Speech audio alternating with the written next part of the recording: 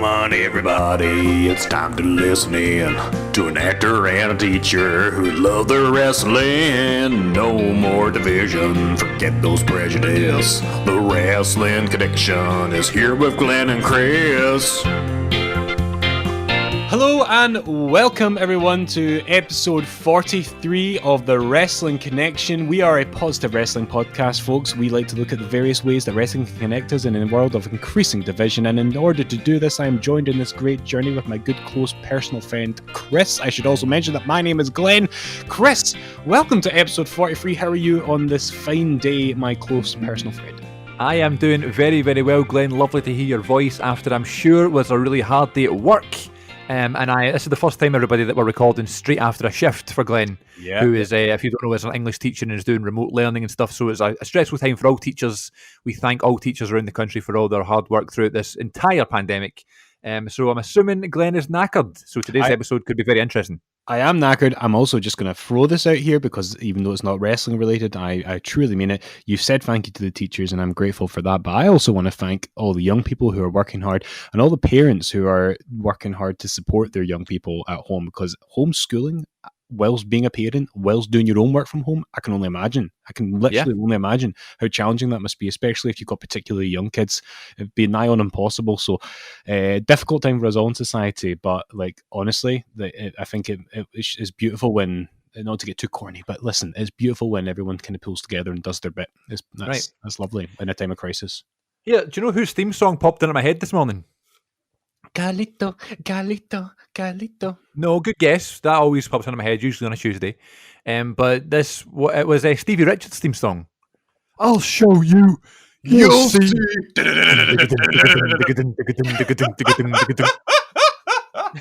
I love the Stevie Richards theme. What was that all about? I'll show you. You'll see. It's like, how do you like me now? Like just random catchphrases that they never said, but it was just in their theme song. So yeah. Anyway, the reason I bring up a random wrestler is that it's because it's time for the return of Random Wrestler Recollection. Ooh, drop the cage, Chris. Drop the cage. Is that the first one of 2021? I think so, yeah. Maybe not. I'm pretty sure. The last one we did was Lita, I'm pretty sure. Happy New Year. Right.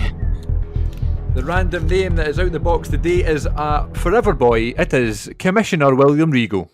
Oh, come on. I mean, right. So I mentioned last week, I think, that William Regal was one of the more obscure heavyweight champions in my figure fed. Oh, yes. I remember, right, and, I'm speaking now from the perspective of 10-year-old Glen. Like, I'm 9 or 10 years old, so I didn't really know who Regal was until he returned as William Regal. Well, I think I noticed that in his first week back as William Regal in the WWF after he returned from WCW, he was Lord Stephen William Regal. Really? Yeah, he was Stephen William Regal for 1 week, and then he was William Regal the next week, or 2 weeks, I think. And I remember initially kind of hating the character. Like, you just loved to boo him. And I think if I had been an adult at the time he first showed up as the William Regal character, I would have just thought he was hilarious and absolutely booed him to take part. But he was so successful in making me hate him. And I can't wait to get to that phase in my Actually Did a Watch Along in 2000 when he re-debuted, because I was very much under the assumption that he was a total tool and I hated him. And now I can't wait to see these promos. It's so good, man. See, going back and watching it now, he is just golden. Like, everything that he does, he just totally has that Midas touch with it, especially the character work on the mic. And that's not even getting into his in-ring work, which I remember when I was seeing him in the ring and seeing that he did not have your Vince McMahon kind of physique. I didn't really get what he was doing in the WWF, and that almost made me hate him more. I was clearly being a judgmental at 10 years old and maybe implicitly body shaming, but the guy has always been in great nick, and I just didn't really understand that wrestling is at its best when it's a variety show. And he was brilliant at that hard knocks kind of rough, brutal style. The other aspect of his career, I mean, there's so many phases of a career that we could spend an entire episode talking about, but one thing that's a highlight to me that I want to mention is his 2007 run as GM when he won King of the Ring. I think his heel work there, dropping the comedy and being just an absolute scumbag, was top notch. New manga. That was that era, wasn't it? Yeah. Regal's the best. How he's never won a world title is beyond me, and I know it's weird because you don't think world title when you think William Regal, because he was never booked in that position. You know, No. I couldn't tell you. I'm sure he has. I'm sure it was like a SmackDown match against Austin or something where he had the world title shot. But I couldn't tell you in the last, 10 years of his run where he challenged whoever for the world championship. So, I wish we did think about him more as, a world heavyweight champion, WWE champion kind of material, but we don't. And we should also, applaud his work as NXT GM as well, because he's been great in that Absolutely. role. And I love how like his favorite moment every year is to announce War Games, and he just comes Yeah. out and he just screams it. Brilliant. Yeah. So big respect to William Regal, and I would love. He's the type of person I'd love to talk to. Yeah. Yeah, I remember once, this is going back maybe a couple of years ago, so like for a quick bit of context, I used to work with Joe Hendry's partner, Sophie, and I Shout out to Sophie. remember... Hi, Sophie. Haven't spoken to her in maybe a good year and a half, 2 years. I don't know, because after we stopped working with each other, I only really spoke to her when I saw her at wrestling shows Right. or inside the rope shows. We just have a quick catch up. So I think the last full-on conversation I had with her was maybe at the Pat Patterson show in 2018, just for perspective. And I can't remember if it was when we were still working together or if it was an ICW show, or sometimes we would bump into each other in bars before the show. I couldn't tell you when this was. It could have been at any number of shows in the last couple of years, but we were just talking about the wrestling industry and what it's like to kind of be in the independent scene. And she just arbitrarily dropped into the conversation, and she wasn't actually specifically talking about her partner, but she just arbitrarily threw into conversation. She's like, "Oh yeah, because like last night when I was talking to Joe, he wasn't paying attention. He was too busy DMing, messaging Regal." And I was like, mind blowing. Like, imagine that, just being able to just kind of text William Regal. Yeah. And what I got from that conversation with Sophie at the time is that even though Joe Hendry, for example, isn't and wasn't then signed to WWE, he clearly Right. his duties as coach isn't just an NXT thing. He's in touch with a lot of people out of the industry, out of the WWE, and he talks to people and helps people. And so, I mean, imagine being up and coming or being on the independents, having that as a confidant or somebody that you can fall back on. And I know that Hendry had obviously done some extra work in WWE over the years, but I thought that was just cool, and it just shows that Regal is always just the kind of guy that wants to give back. You always hear his name come up in terms of like who was there scouting talent at like PWG and stuff. Like I know Kevin Owens talked about that, how like they said Regal's coming to PWG, and Owens was like, okay, well he has to watch my match and he'll see the connection with the fans, and I'll be signed, and that's exactly what happened. So. He is the one that's kind of the messenger, which is always a good thing to do. But what about this week, my friend? How have you been? What have you been watching? Any fun moments of the week you could share with us today? Well, first and foremost, I've been watching a hell of a lot of Impact, and in and around work, or sometimes I've got it on mute in the background when I'm working. I should stress, not whilst I'm doing live teaching. I don't have wrestling on, but if I'm marking or if I'm emailing. Lesson is going to be about pathetic fallacy, and oh my god, there was a beautiful sunset flip powerbomb to the floor. I'll tell you my moment of the week if you want to cue that jingle. Go for it. My favourite jingle.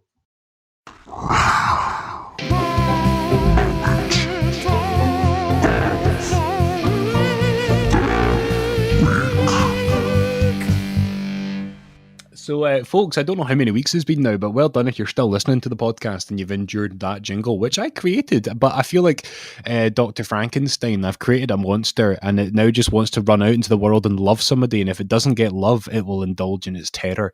And that is what's happening to my jingle. Moment of the week, last week I spoke about, in the last couple of weeks I've talked about remote learning, and more recently, I think yesterday or last week when we were on the pod, I talked about how like I had pupils clock the fact that I do this wrestling podcast. Can you tell me how to speak English again, please, Chris? Because technically that's your job. Oh, I don't know. So I'm on a live lesson earlier on the week. Well, it was actually technically last week, but we'll just say it was this week. Okay, yeah. Don't tell the listeners. Okay. And one of my pupils goes, "Sir, how come you're in that nasal spray advert?" I'm like, "What?" Sorry. How come you're in this nasal spray advert? I says, what are you talking about? And for context, this is like the first 5 minutes of the period where the kids are all kind of slowly appearing on Google Meets. It's actually strangely similar to when the bell rings in school and the kind of dribs and drabs come into the class. Right. You can never factor that first 5 minutes into your plan because it's a write-off, because it's kids coming in, getting sat down, jackets off, all that. I know how that feels.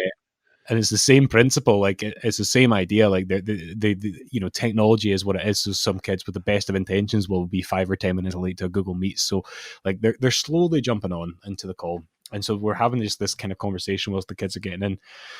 And he's like, "Well, I email you a picture." I was like, "Fine." And he emails me this picture of this animated character from a nasal spray advert. Have I shown you this, Chris? I don't think so. Oh, in fact, you put it on Twitter, didn't you? It's on Twitter, right? I'm gonna resend it to you just so you've got a bit of context.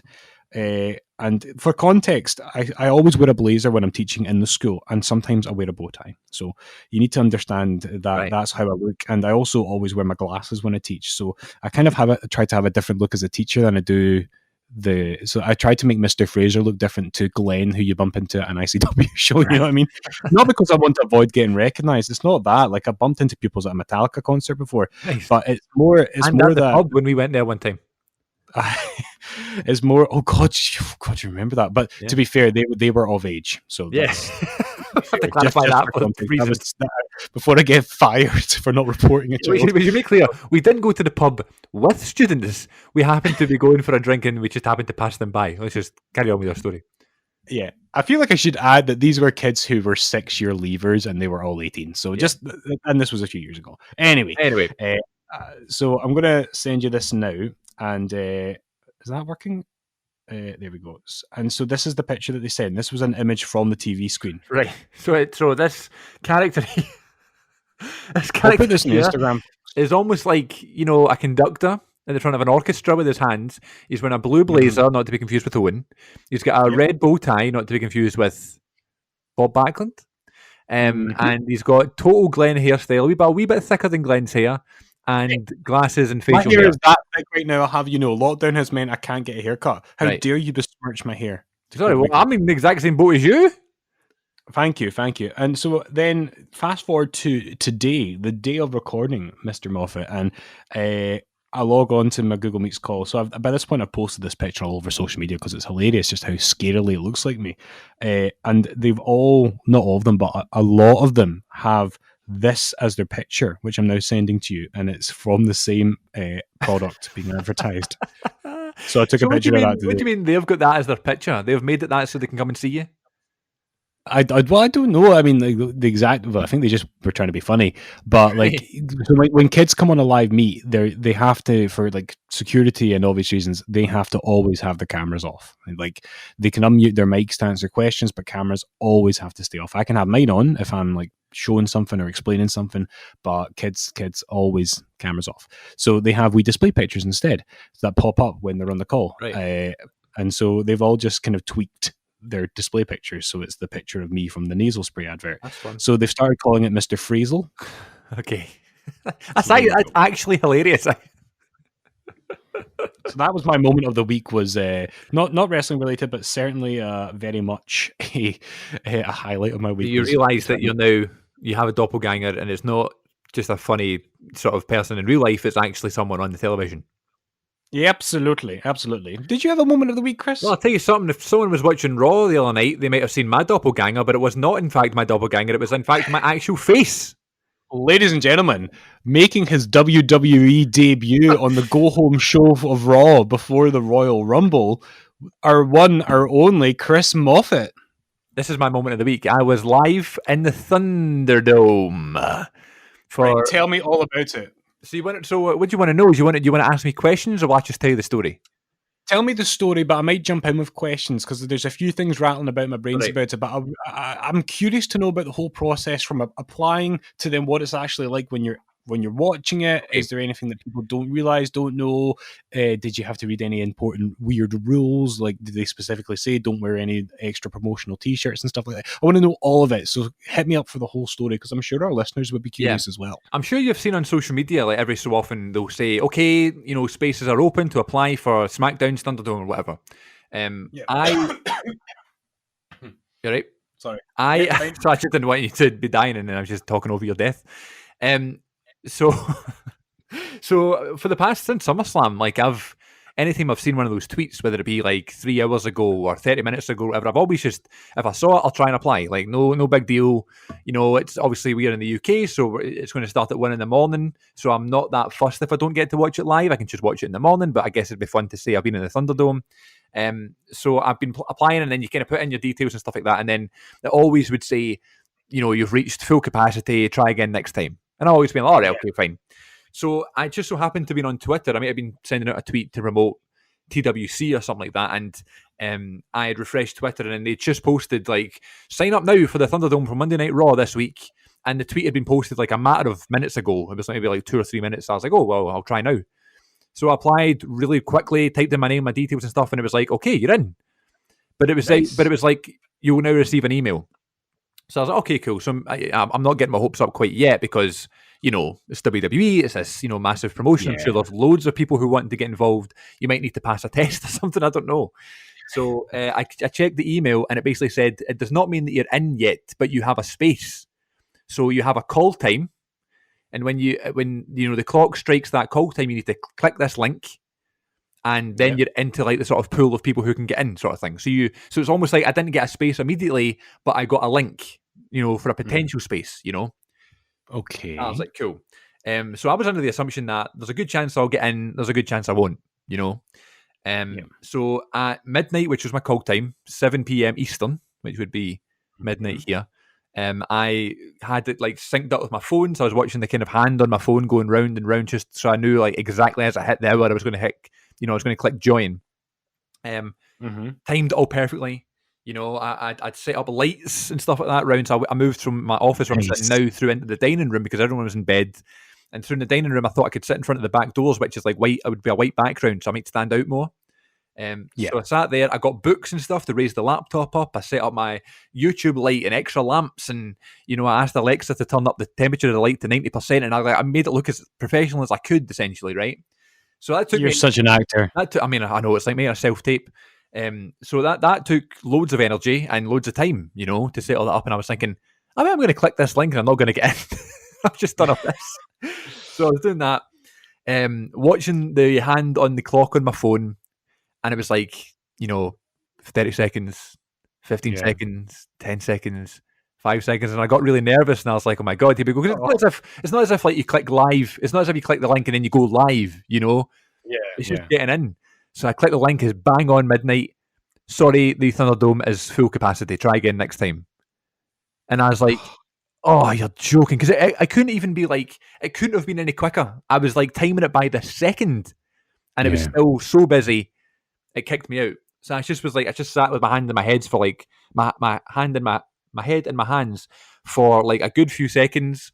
And I was like, oh, what a waste of time. I've went and told everybody I'm on the Thunderdome. What a mistake this has been. I shouldn't have said anything. But I think I'll click refresh just in case. And I clicked refresh and boom, I was in. So I have no idea how that works. Wow. Well, there's a tip for anyone trying in the future. If you don't get in straight away, refresh. So talk me through the rest of it then. What was it then like, the experience? So you go in and you're just sitting there, and you need to fill out all these details about like, do you have a microphone? Do you have a proper webcam? Click allow and all that sort of stuff. And there's just like sort of kind of like rock music that's playing. It just comes up saying, you're in, stay tuned. And it just stays like that for a while. Then it came to about 25 past the hour, and I got a voice in my earphones, and it was the audience coordinator. Who is like, welcome to the Thunderdome. Congratulations, you're going to be part of Monday Night Raw tonight, and stuff like that, right? And I was like, okay, cool. The guy goes, there's about 900 of you in tonight, so we got a full house. So that's interesting to know that full capacity is 900. That's interesting. I had no idea. So there's 900 of us in there. He goes, and I should probably say that in the email that you originally get when you get the link is all the kind of like rules. Like it says you're not allowed to be inappropriate, you're not allowed any nudity, you're not allowed any hand gestures. Try wear something bright, but WWE merch is preferred. And if you think WWE merch, it's all black, isn't it? So I was thinking about wearing like a football top, like to maybe stand out, because I've got like the Orlando City one is bright purple, that would stand out. Or I was thinking maybe even a Rangers one would be like light blue and white and stuff. I was thinking, I didn't know if I wanted to wear a team, because then like WWE might see the fact there's a team and they might think I'm like trying to support something else and they might remove me. So I just thought I'll play it safe. You know, Yeah. I wore my Undisputed Era T-shirt, which has gold on it, so I thought gold's a bright color. That will kind of Yeah. stand out if anything. So I wore the Undisputed Era one, and yeah, you just sit there, you just wait. The guy's voice gives you instructions and stuff, and then he goes, "Okay, now I can answer any questions you have." So people just start asking questions, but there's no like, it's not like Zoom. So like maybe it is for him, but for me, it was just the blank screen. It just said Thunderdome, but there was no names or anything like that. So we had to say like, yes, the question for the girl in the blue jumper. Yes, the question for the man in the black top, and like I'm sure there was loads of that, you know. And so it was like he was asking questions, and someone asked the question, "Will Jeff Hardy be on the show tonight?" And the guy goes, "I do not know." He's like, "I can't answer that for you." Well, that fan must have been pleasantly satisfied. Yeah, and he's just like telling you that just loads of energy. You know, try and get noticed. The more you're moving about, the more you're dancing, the more you're cheering and clapping and stuff, the more chance you're going to get to being on the show. Make as much noise as possible.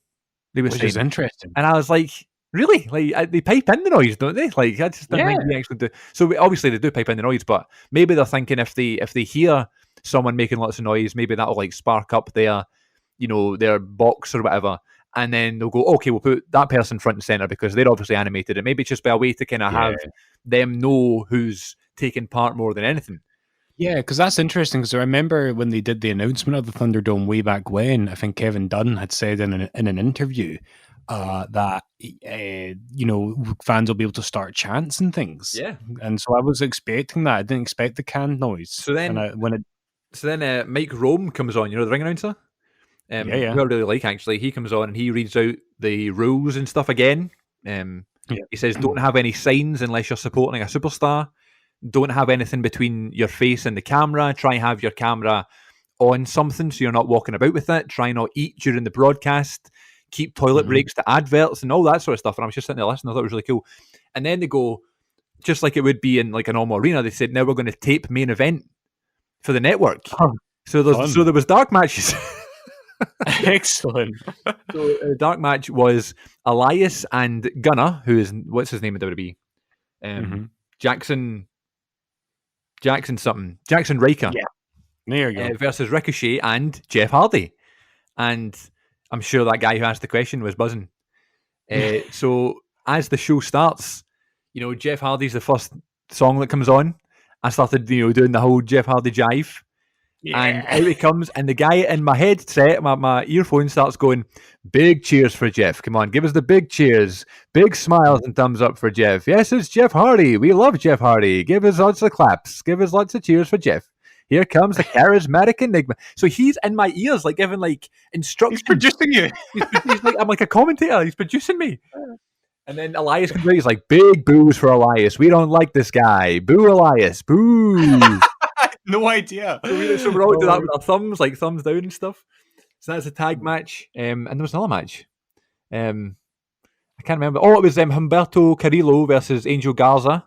That was a match on main event as well, which was funny. And then it cuts to Tom Phillips and Samoa Joe. They start talking about main event and stuff. And then that finished about 5-1. And he goes, "Hey guys, you get 5 minutes. Come back to your seats. We go live at 1, or we go live at 8. I went and got a drink, got a cup of tea, and I sat down. And then the signature plays, the intro plays, and the guy's like, "You're live in 15 seconds. You're live in 10 seconds. Nice. 5, 4, 3. And I was like, "Oh my God, I'm so nervous." And then he's like, lots of energy. And everyone's like waving and stuff. And it's like, they're like shooting Thunderdome and all like waving and like clapping and stuff. And obviously, were you like mime clapping because I was like quietly clapping because everyone's in bed. I couldn't shout. Obviously, so my first thing was I need to try and find myself. Like I was looking about and stuff, but it was so hard. You know what WWE is like with like camera cuts and stuff. Like not knowing where to look, it was so annoying. So the show starts and Drew comes out first, and I went mental quietly. And I just thought if I was showing that I really like Drew, maybe they'll put me at a good spot, you know. Yeah. I was like quietly clapping for Drew and stuff, and the guy's like, "Here comes your WWE champion. Lots of cheers for Drew. Lots of energy for the champ," and all that. And so that happens, and then Miz and Morrison came out, right? Miz and Morrison came out and they start doing the promo and stuff, and they're doing that thing. I don't know if you've seen Miz and Morrison's promos recently, but they're like being overly obnoxious. And Yeah, they're, doing the thing where they're saying something. They're saying, "At the Royal Rumble, I'm going to come in, and what we're going to do? We're going to beat you for the title." And they're going, "Correct." So then they're doing that, and it was hilarious, right? And the guy in my ear starts laughing, and the guy's like, "Oh, boo these jerks! Boo them! Boo!" Like, boo this man. So I'm laughing, and I'm like booing Miz and Morrison, and then Goldberg comes out. And the guy's like, "Big cheers for the legend." And I'm like, "I really don't want to cheer him. I really don't want to cheer Goldberg." He says, "Big cheers for Goldberg." And I'm like, "No, I really don't want to cheer Goldberg." I was like, "Please don't beat Drew. Please don't beat Drew." But I was like, "I'll bet they'll do it." And I was like clapping and stuff. So that was it. So it was just that. And then like you'd go to a commercial and it'd be like, "Okay, you guys, you got 3 minutes. Back in 3 minutes for a commercial." And you'd come back and that was it. You just watch the show as if you were there. You know, they do the promos. They wouldn't, like segue away, and like it would always just be you'd watch the backstage, you'd watch the commentary stuff, just as if you were watching it for real. You just clapped along, and they'd give you instructions. They'd be like, if someone was doing a promo, I think Drew mentioned COVID and stuff like that, and he said, "We're going to beat this virus," and the guy's like, "Big cheer for that!" Like he's trying to give you instructions of what to cheer and stuff because he knows when they're going to shoot the crowd. You know, It was just interesting. It was really fun. It got to the point where I was getting quite tired. It was like nearly 3:30 in the morning, and I'm like pretending to clap and stuff. I was like, "Oh God," I was just getting tired. And then there was a match between Xavier Woods and Slapjack from Retribution. So I wasn't particularly interested in the match. And I was texting my mate Fraser, who hadn't watched WWE in ages. He's full on AEW right now. Right. And he's like, "It's the first time I'm watching Raw, and I am not convinced." And I was like, "No, but you need to watch because you might see me." So he sent me he drew like a diagram on Snapchat of like the ring and the barricades and stuff, and he's like, "Put an X on this image of where you are." And I was like, "I don't know where I am. I don't know. I've not found myself." And just as I said that, I kind of saw like my glasses. I kind of recognized like my hair, and I was like, "Wait a minute." So I got back to the hard cam, and I was kind of like, this is like 3 matches in or something, right? So I was kind of like 4 screens up over to the right facing the hard cam, but I was kind of like behind another screen. So you couldn't really see the whole screen. You couldn't really see my whole face. It was like the top hat was like from my nose up. And I was like, "I'm sure that's me." And I kind of made like a gesture, and I was like, "Oh my God, that is me." But there was like a 3-second delay. So if like Sheamus or whoever does a big boot, I kind of reacted. But it wouldn't react on the Thunderdome screen until he was doing the next move. So it was kind of weird. And I just saw myself, and I kind of pointed out where I was, and Fraser was like, "Oh my God, I can see you. Do a thumbs up." So at this point, like Retribution's like beating Woods, and I'm just howling because I was like, "Here I am, like on Raw." And I started like clapping, and like I was like putting my thumbs up and stuff. And it just looks like I'm approving Xavier Woods' beatdown. Exactly. So that is the moment, dear listener, that I noticed, Chris. That's the moment I found. Did you notice me like immediately? Well, I was scanning, and because I was watching it on demand, I had the ability to pause and examine, and so I went. That it was literally the moment that poor Xavier was getting lifted up for the biggest powerbomb of his life. That I just saw you in the background giving it Yaldi with your thumbs up, going, "Hey!" So I texted Chris to say, "Stop that now and boo the heels." And now I know you were being produced and you were defying the nice WWE man who you should have been grateful for. To be fair, I didn't. He didn't say anything at that point because when I was like on my phone or not really paying attention to the show, if he was to come in and say, "Okay, big thumbs down now," I would do it because like just in case they were going to shoot us, But he wasn't saying anything at that point. But I wasn't even watching the show. I was just like watching my wee window. This is it. I spent the entire remainder of Monday Night Raw not paying attention at all to what was going on in the ring. I just kept going, "There's Chris! There's Chris! There's Chris!" It's like as I was saying about like watching you. About the camera cuts and stuff. Like every time I saw myself, I would like throw my thumbs up, and then like by the time I could see it, it was away. Like just the cuts were mental. But it was a fun experience. I wouldn't do it every time. I definitely wouldn't do it for a pay-per-view. I quite liked how the fact there was wee breaks, and stuff because I got so sitting and it was 3 a.m. and I was tired and stuff. But definitely a cool experience. And I'm definitely really happy that I was able to say that I was able to be in the Thunderdome, because this isn't a permanent thing, it's only going to be around for another few months, so we hope. So it was fun to do, and I would do it again for like maybe a SmackDown. It's like a shorter show, or even an NXT. But it was fun. It made me kind of pay more attention to Raw, You made your WWE debut. You've attended your second Raw as well. Yeah, that's true. Yeah, Shelton Benjamin came out at one point and he was still wearing his mask, and I was like, "That's an interesting thing." They never told him to take off his mask, and then like he realised he was wearing it, and you could see him, and he kind of rips it off, and he's all angry, and he just swears because he realised he's still wearing his mask.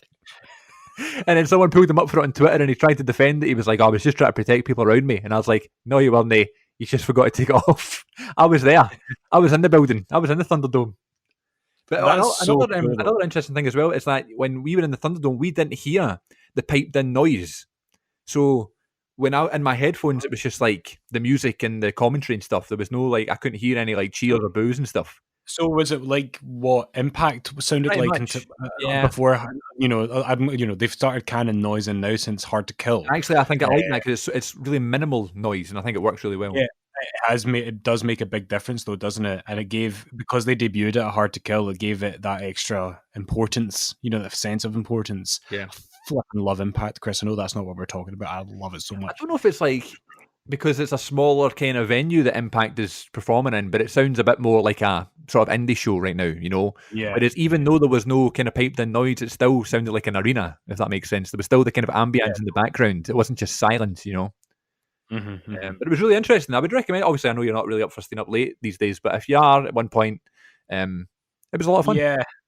I probably should have tried it over the Christmas holidays. That would have been ideal for me because, my next break by the school calendar would be the Easter break, I think. Yeah. There's a couple of midterm breaks where I might be able to do a SmackDown.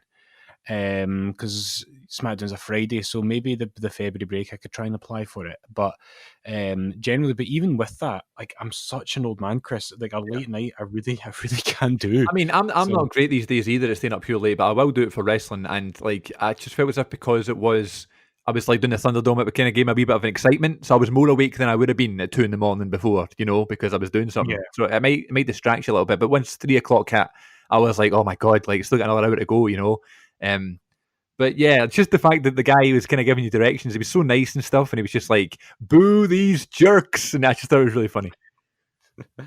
I still was so interested to hear that the noise you couldn't hear, because McIntyre was saying, I think on the Austin show, that having the canned noise helped give them a bit of atmosphere. Yeah. But it's almost as if it's like the announcers that you can only get that in post.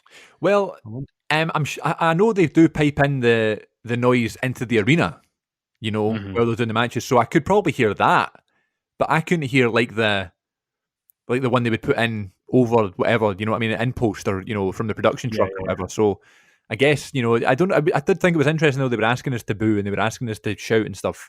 And then when Woods came out, he's like, "Let's see those New Day dances." Here, let me ask you this about it. I know we've been talking about it for a while, but I'm so interested in it, and I'm sure the theme of today's listeners are too. I'm probably going to end up for the artwork for this show, maybe doing the Thunderdome and giving every single square your face, or Maven. Or Maven's. Oh, he's always in there. So, answer me this: at any point, did you feel a sense of paranoia, thinking, "Oh, probably some person sitting next to Kevin Dunn in a truck is watching me right now, making sure that I'm not holding up pictures of Chris Benoit or AEW"? No. Maybe it's because I'm so used to being on camera and stuff. I just didn't think about it. But then I knew that there was 900 others. Yeah. So it probably wasn't just one person looking at my face. It was probably a big wall of screens, and they were just choosing. So I was really lucky with where I was placed. Because there's people way over 7 rows up to the right, that you'd never be able to see them. So I was really lucky. Absolutely, facing the hard camera. That's what we all. And I wasn't doing anything bad. At one point, I had a cup of tea and I was dipping a caramel wafer into the tea during the break. I thought that would have been funny viewing for the guy, but other than that, yeah, I was always on my phone and stuff at breaks and stuff. So it's not as if I was doing anything overly silly, Yeah, fair enough, man. That's it's funny to think that we've had the Thunderdome for the length of time we have, but this is the first sort of in-depth account of what it's like that I've heard. I'm sure other people have talked about it, but I had no idea there was somebody producing you. I just thought it was guidelines and go, Yeah, well, the guidelines were quite thorough because there's loads of paragraphs and stuff, and it's lots of heavy reading. But what they do good is that the guy's name is the audience audience coordinator. He'll always keep you right, and Mike Rome reads them out again to try and make it a bit simpler. So it's not all this you need to do this, you need to do that. Just try stay away from this, go to the toilet at breaks and stuff like that. They kept it really simple, which I thought was good. And there was no production problems whatsoever. I was really impressed by the way you just clicked the link. Obviously, mine went away and then you refreshed and I was in. But in terms of the feed of the show, going out to break and back from break and things like that, it flowed really well. So yeah, I just can't believe I should say like this is like I've not heard anything from the Thunderdome, whether it be on like Meltzer or Kenny McIntosh or on even on Twitter. Like you maybe seen a wee bits here and there, but I just had no idea what to expect, and it was just I quite like that how it was like a first hand account, you know. Yeah, absolutely, man. Oh man, I'm so chuffed to hear that. It was so interesting. Yeah, it was fun. It was fun, but yeah, again, I wouldn't do it every time, but definitely something interesting I can say I've done. And it's just funny. I've had that clip paused for Raw to show like my sister and my mum and stuff. I was like, look, there I am. Rachel found it hilarious. So, yeah, that was my night last night. Excellent. I'm chuffed. And then I'm my chuffed. Tuesday viewing today, I was watching. I actually did a watch along. We just saw the debut of Too Cool, because they re-debuted on Raw, right? But they were still too much. And then on SmackDown the following Thursday, they were Too Cool. So they were too Scott Too Hot Taylor and Too Sexy Brian Christopher. That's what they still are. They're still heels, and they came out to Rikishi's theme before Rikishi's even debuted, which I thought was interesting. I'm looking forward to Rikishi's debut in the watch along. I'm pretty sure it was Too Cool's theme originally. What do you mean? Oh yeah, of course. Yeah, no, but I don't know when Rikishi debuts because he's in the 2000 Royal Rumble. Yeah, it's late 99, I think. It's after Survivor Series. Okay, I'm buzzing for that. And of course, Taz's debut is coming soon too, and Kurt Angle's and the Radicals and stuff. So the roster's about to get a huge switch up because we are in approaching Survivor Series. But yeah, anything you want to tell us about in terms of what you've been watching this week, or do you want to move on to a edition of Meet a Wrestler? We'll quickly soon move on to that. I will say that it's been a catching up really with, the last time you asked me this, I was kind of falling back into comfort watching old WWE stuff, but I've been trying to catch up with Impact and AEW, and so I've been kind of watching those like in sync with each other because they've got the cross promotion going on right now. So I'm currently on the episode of Impact, which is just after Hard to Kill, and enjoying that. I'm really enjoying what their product is. Everything from the X division, the women's division, the knockouts, I should say. Everything they do, I think, is just is really enjoyable right now. And obviously, they have things to work on and maybe things to improve. But we're a positive podcast, and I just love how that is the unlikely aspect of my wrestling fandom over the last 12 months, is that I've become a wrestling fan due to the lockdown, I think. Yeah. It's not a wrestling fan, an Impact Wrestling fan due to the lockdown. And All Elite Wrestling is, as far as I'm concerned, they're just on fire, and they're definitely things like we could put our critical hats on and nitpick, but ultimately it's just a great fun wrestling show. And that is not to take anything away from WWE, because at time of recording we're in Rumble/WrestleMania season, which is such an exciting time to be a WWE fan. So it's all good for me right now, but perhaps we should move on to Meet a Wrestler, unless there's anything you want to add to that. No, I feel like I've been talking for about an hour, so I'd love to hear from you. Right, okay, cue the jingle and I'll tell you all a story. Yay. Meet a wrestler, we've met a wrestler in the flesh. Ooh, yeah. Okay, so we're at this lovely stage now, Chris, where I feel like we're both really fortunate as wrestling fans to have kind of had the chance to meet so many wrestlers, and that's kind of been more of a staple of being a Scottish wrestling fan in our lifetime, because for the longest time it was very unusual to meet a big American wrestler. Do you know what I mean? Right. And now we've been doing this for 43 episodes, and in many of those episodes we've done a Meet a Wrestler, and now I'm at the point where I have to start to think, because I remember when we started this show I thought, soon enough we'll have more chances to meet more wrestlers and we'll never run out of stories really, and it may just be that Meet a Wrestler becomes more sporadic to kind of wait for our wrestling interactions. But because we obviously haven't had the chance to meet wrestlers, it's kind of drying up a little bit. Yeah. But I've still got a few that I haven't spoken about, and this week, I want to tell you all about the day that I met good old JR and the podfather himself, Conrad Thompson. And Chris, I actually met you this day as well. Not for the first time. I'd known you for several years at this point. Yeah. But you were there that evening. So, folks, we have never stopped singing the praises of Scottish-born company Inside the Ropes. Now, Inside the Ropes, if you don't know, started off as a podcast, then started doing live events with wrestlers.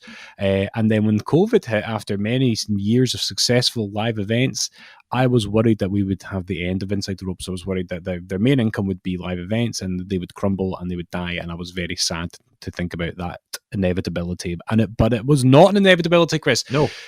They have survived and thrived and evolved, and they're now have a really in-depth wrestling news website, and they have a great magazine which I absolutely love, and we've sung the praises of. And one thing I'll say about the Inside the Ropes wrestling news website is that I am so happy it's there, because how refreshing is it to have a wrestling news website which doesn't use clickbaity headlines? And I'm going to give you a wee example before I get into this story. A big story that came out in the press recently was in America that the rights to the WWE Network were given to the Peacock streaming service via USA Network for close to $1 billion. So they now have the rights to WWE content, so they have acquired the license for that. And a very popular wrestling news website / YouTube channel ran with the headline, WWE sells the network. Network cancelled. I mean, shut up. I resent that clickbait so much, because it's everything that's wrong with fake news in society in a wider sense. Even in the broader sense with the US elections, it's misleading things like that, which are fueling this toxic narrative of over and questioning of what's fact and what's not. And you might think it's just a harmless wrestling headline, but it's part of a wider culture which bothers me, where you're more worried about how many people look at your work as opposed to the integrity of it. And I know the people at Inside the Ropes are friends with a lot of the people at these other wrestling websites, and they are well connected. But Inside the Ropes, their headlines are accurate, and they're interesting, and they're well written. So, I'm a huge Inside the Ropes fan. Always have been.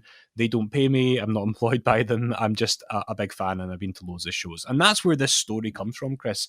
When I met the one and only Jim Ross at the last Inside the Ropes show, I think, that ran before the pandemic, and this was in October 2019, the Grilling JR show.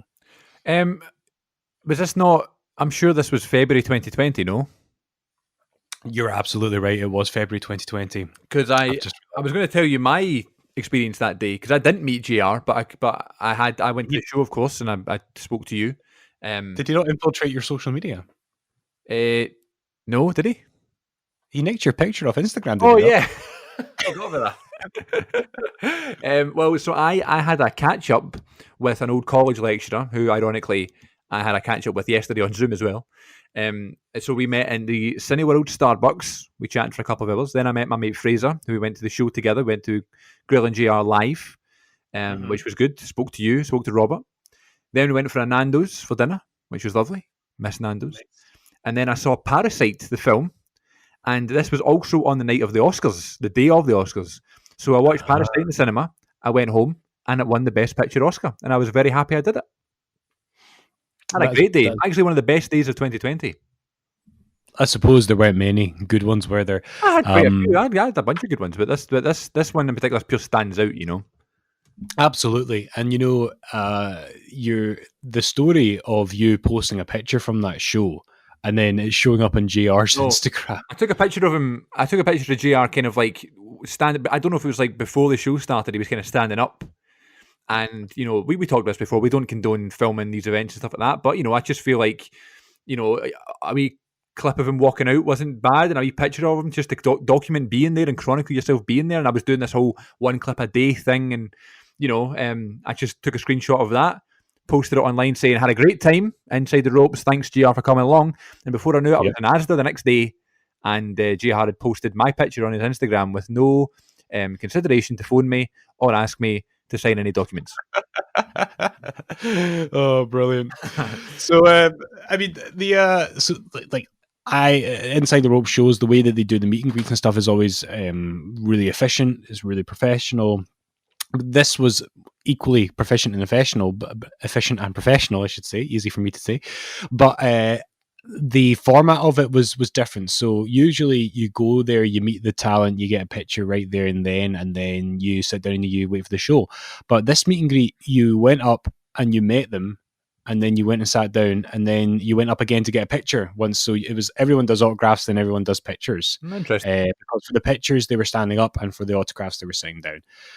So we go there, and I'm kind of at the merch stand. I think it was Molly Spartan, or maybe Jennifer Louise, perhaps, who were kind of flogging the merch. And I've always, if it's a talent who's released a book, I'll usually buy the book and get that signed at these shows. So I've done that for a lot of the Inside the Ropes tours. Is I'll get a book, and if I can't get a book, I'll get an 8x10. Any further on with the Justin Roberts book? No, but if I'm honest, I haven't started it because I got distracted and went into something else. But that's all right. I will get just curious. Thanks. But it's going to happen, mate. It's on the pile, and it's a literal pile. I'll send you a picture. So I picked up Slobberknocker because this was just before Black Hat came out, but it wasn't released yet. I think at that tour he gave Kenny McIntosh an advanced copy of it. So Slobberknocker was all you could get. So I thought that's fine because I've been wanting to read Slobberknocker, and I think it's a cool thing to have for any wrestling collector. So getting it signed would be even better. So I buy this book. I get this book, right? And so there's JR and there's Conrad. And I realized that JR's signing all this stuff. And I think these, as I can recall, I think they said like it's an extra so-and-so to get an autograph from Conrad. I thought, oh, that's a shame because I bought the book and I don't really have anything for him to sign. So I kind of felt a bit guilty about, not paying to get something signed for him. But I thought, I'm still going to get to meet him. I'm just not going to get his autograph. So that'll be pretty cool. And so I'm like queuing up, and at that point, I don't know what it's like for you, but I always like to go in with a game plan of what to say. And partly the reason why I've developed this tendency to really overthink what I'm going to say is because if you've listened to this podcast, guys, you'll know this. I have a bit of a reputation and a long history of embarrassing myself in front of wrestlers because I get too nervous. I wouldn't say embarrass yourself. You created stories. Well, that's true, but it's not as if I was sitting in the queue going, "Got to do this for the content." Right. So I'm thinking about what I'm going to say, and I realized that you meet Conrad first, then you meet JR. So I thought, okay, well, I'm not going to get Conrad's not even going to sign anything. So what am I going to say to him? So then it occurred to me that a really funny story had happened to me, and this was just before I left it was. So I was still working at the school that I left last year, but I had just accepted the job to go and work at the school I'm at now. Right. And so I knew at that point that I was wanting to work somewhere else, and the school I worked at before, by the way, can I just say, great place to work, and I would definitely go back there in a heartbeat. But just in terms of being closer to home, needing permanency in contracts and things like that, I just needed that opportunity so I could buy my mortgage, get my house, and have my Glen Den. So that's fair. And so that was all kind of going through my head at the time as well.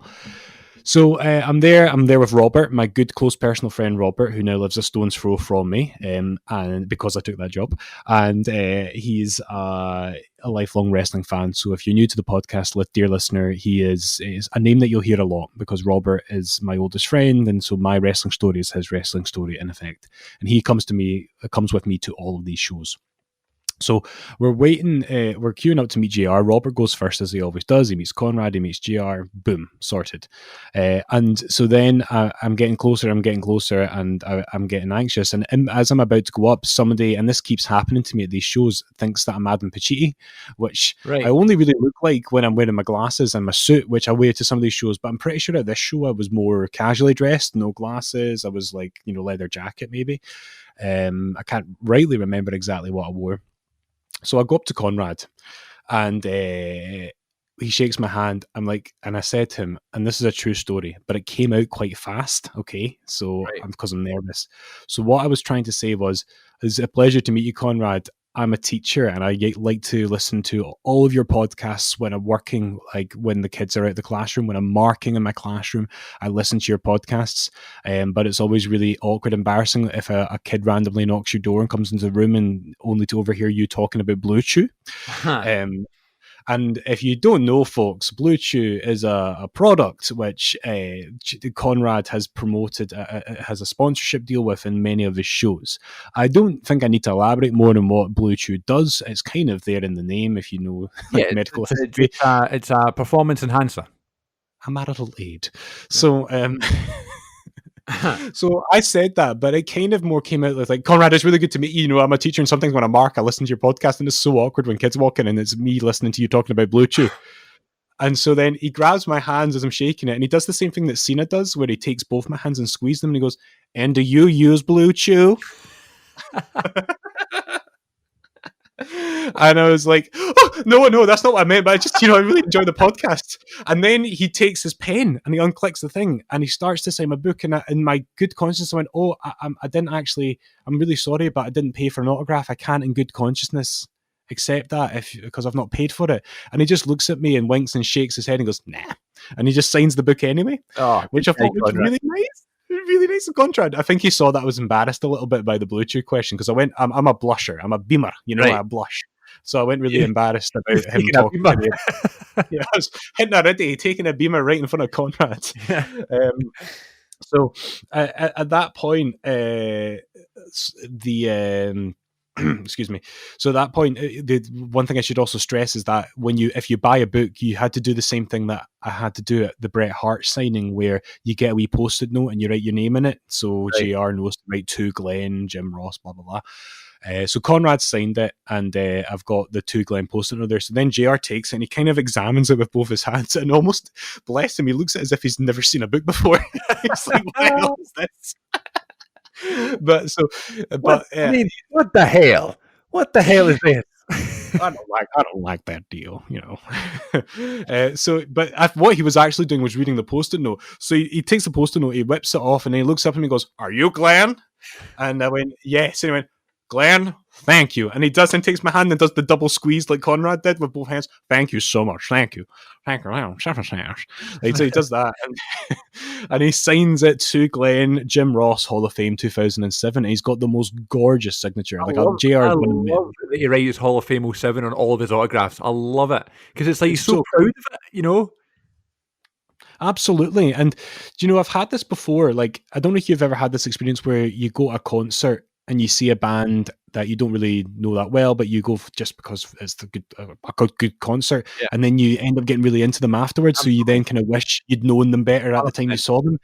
And obviously, I'm a huge JR fan. I've always loved JR, but it was only after that I read Slobberknocker, and now I think, Christ, I wish I could go and meet him again because I want to talk to him about how much I've read both of his books since then, and I really enjoyed his story.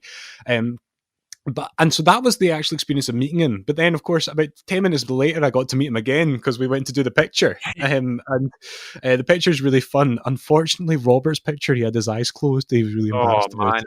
Sorry, Robert. That's the worst. Usually they tell you when that's happened, but they must have been moving through them quickly. Yeah. But my picture with JR and Conrad, which we'll put on the socials, is one of my favourite pictures I've ever had taken with wrestlers because, again, often I'm recovering from some sort of embarrassing episode. And whereas I was mildly embarrassed about the Blue Chew thing, I'd had some time to get over it and maybe have a beer and kind of calm down a little bit in between. But as you'll remember, Chris, like the drama of that show didn't stop there. No, I know there were some hecklers, wasn't there? Yeah. And I think we have actually mentioned this before in the show, but don't heckle at these shows. No one's paying to see you, or hear you, for that matter. And there's some hecklers. There was one guy who was really, really drunk and ended up getting booted out, as I recall. Do you remember the guy that passed out as well? We had to go and get Jennifer Louise and say, this guy's drank so much that he's knocked out. Did you not go over to Jen Louise and be like, I think that guy needs help? Yeah. But when I was coming into the venue, you were going out to make a phone call or something. We kind of passed like ships in the night, like leaving at the same time and coming in. Yeah. And then as I saw you go out, I was like, okay, I'll wait here for him to come back in. I think you were phoning your dad or something. And I was like standing in the wee sort of stairwell bit, and there was a drunk guy who fell down the stairs. like from the venue to the outside of the venue, like almost as if in like a film when like there's a drunken fight in a bar and they get thrown out. It was something like that. It was almost like he was kicked out, but he fell down the stairs and was literally out the door afterwards. But he came back in somehow and then was thrown out again. I mean, really, it's a miracle that he was let back in. But you've went and bought the ticket and everything. You've made the effort to go. I know. Why plastered? I don't know, man. And I remember at the end of the show, those drunk guys hung about, and then I heard on the Inside the Rope Show podcast afterwards that apparently they tried to sneak backstage. Like they literally just walked backstage at the Classic Grand, and Kenny Mack was like on top of it straight away, saying there is no way that you're coming in to this to meet these guys when everyone else has had to pay for the privilege. So, good on Kenny McIntosh for enforcing that and maintaining the integrity of the ticket price. I'm sure he's used to it. You can't have a company like this without, people like that. You know what I mean? So, it's dealt with in a professional way because they have to deal with it in a professional way, because if it's not professional, then something bad could happen, Absolutely. So good security and good professionalism from the company there. And like I say, I love the picture I've taken with them. I'll like I say, we'll put it in the socials. I think it's actually one of the few pictures where I like how I look in it. JR and Conrad are lovely. Like, they both got their arms around me, so it's like we're like the three amigos. Like, I'm in between them, and we're all having this big man hug. It's really lovely. One of those lovely pictures, and it's funny to think that was 2020. That was just before it all went crazy. So, JR, Conrad, it was an honor to meet you, both for different reasons, all both positive, and I definitely will go to another JR show in the future. And we've said this so many times, but like, I'm in a position, unlike when you and I were first maybe going to wrestling shows or WWE the Hydro, I'm a wee bit better in terms of money now because I have a full-time permanent job, and I'm just thinking how much I've taken for granted live shows and stuff like that. And now I just think, I don't care if it's Impact or an indie show or a spoken word show with Taka Michinoku. I'm going to go to not just for the podcast though, but just in general. I think we have to take every opportunity when the world is back to normal. Not just because I want to make more memories and tell more daft stories on our Daft Wee podcast, but just because it's seizing the day, and I think the coronavirus's legacy is teaching us the importance of treasuring what you have and seizing the moment. Yeah, I'll be there with you, and I'm looking forward to plenty more live shows and meet and greets and that sort of thing in the future. I know you say you're more comfortable financial wise, but you're also still watching your money. You can't be going about spending loads of stuff. But I know you're not a subscriber to the Ad Free Shows network, the Conrad runs, but I have been for the last few months, and it is an amazing experience because you get so much extra content. Like, I've already got all of next week's podcast, ready to go. Not that I listen to them all in advance, but it's just nice to have them. There's something every day. And Conrad had a series just called Ask Conrad. And he said, I'm going to do, a couple of these. I didn't expect to get many questions, but people want to see, people want to hear these, so I might as well do them. He released part 23 the other day. He has so many people asking him questions and stuff, and he is just as big a celebrity as anybody now in the podcast world.